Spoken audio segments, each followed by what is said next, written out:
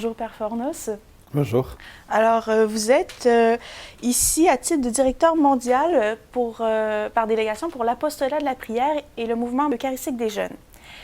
Pouvez-vous nous parler un peu de votre parcours et qu'est-ce qui vous amène au Canada?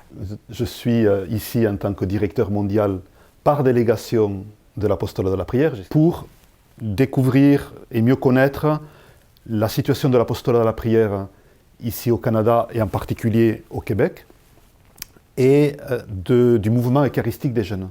Alors en fait, il faut d'abord savoir que l'apostolat de la prière est un service de l'Église universelle confié par le pape à la Compagnie de Jésus. Donc c'est un service de l'Église.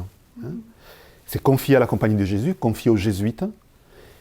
Et ce réseau, qui s'appelle le réseau de prière du pape, car c'est son réseau de prière, a une mission bien précise, qui est, pour une part, de faire connaître les intentions de prière du pape, et d'autre part, d'aider les catholiques à être davantage éveillés à la mission du Christ dans leur vie ordinaire. Donc pour cela, le directeur mondial, qui est le supérieur général des jésuites, à qui le pape confie cette mission, a souhaité, il y a 5 ans en arrière, initier cette recréation.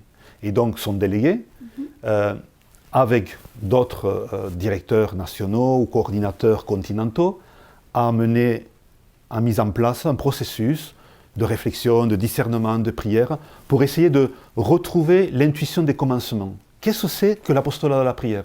Qu'est-ce que c'est cette intuition des commencements qui a fait que l'apostolat de la prière aujourd'hui est un réseau de prière mondial présent dans 84 pays dans le monde, avec, on dit à peu près, il faudrait faire des statistiques plus précises, mais on dit qu'il y aurait à peu près 40 millions de participants sur l'ensemble des pays, et avec une branche jeune qui s'appelle le mouvement eucharistique des jeunes, présent dans 56 pays dans le monde.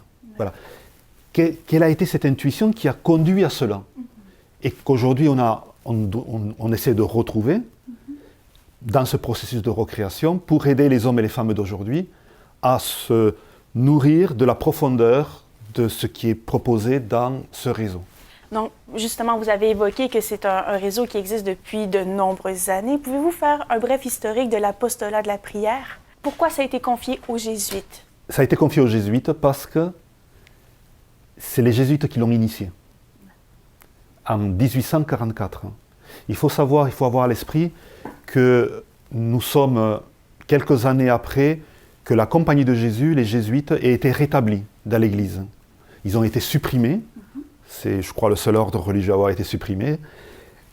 Et pendant 40 ans, il n'y avait plus de jésuites, sinon dans quelques parties dans le monde. En 1814, le pape de nouveau accueille la compagnie. La compagnie est de nouveau déclarée comme faisant partie de l'Église catholique, comme étant un ordre religieux important.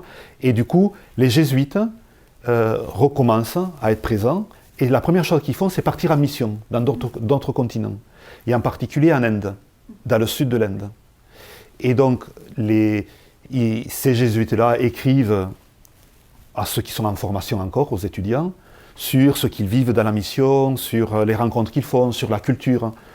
Et bien sûr, les étudiants qui sont dans de longues études, c'est épuisant, de théologie, de philosophie, quand ils lisent ces lettres, leur cœur, il est enflammé. Ils ont envie de partir en mission à leur tour. Mais il y a les études. Alors leurs formateurs jésuites les aident à découvrir qu'en fait, les études, c'est déjà le lieu de leur mission. Ils les aident à découvrir que ce qu'ils sont en train de vivre, s'ils l'offrent au Christ, s'ils offrent leur vie, tout ce qu'ils sont en train de vivre au Christ, ils ordonnent leur vie au service de la mission du Christ. C'est-à-dire qu'ils peuvent être dès à présent au service de la mission du Christ dans leur vie ordinaire, sans tout de suite partir ailleurs. C'est déjà dans leur vie qu'ils peuvent être missionnaires.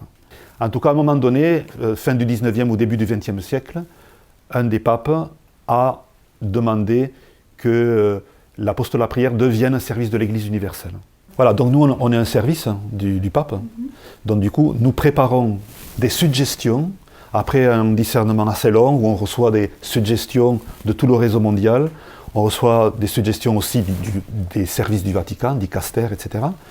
Et ces suggestions-là, on fait tout un discernement pour retenir, on pourrait dire, une trentaine de thèmes, c'est-à-dire de défis de l'humanité, de la mission de l'Église qu'on perçoit dans le monde, de grands enjeux, et qui sont en résonance avec les préoccupations du Saint-Père. On lui envoie cela, et lui finit de déterminer les 24 orientations qu'il va proposer à toute l'Église. Et puis, mais comment elles sont diffusées? Comment connaître ces intentions-là qui sont suggérées par le pape de prière et de réflexion apportées pour éclairer notre monde? Alors comment pouvoir rejoindre ce réseau? Par les réseaux sociaux, par les sites web. Il suffit d'aller dans un moteur de recherche et cliquer dessus « Apostolat de la prière » et on tombera sur un ensemble de propositions. Et donc, il suffit de chercher le blog et le site web pour le Canada francophone.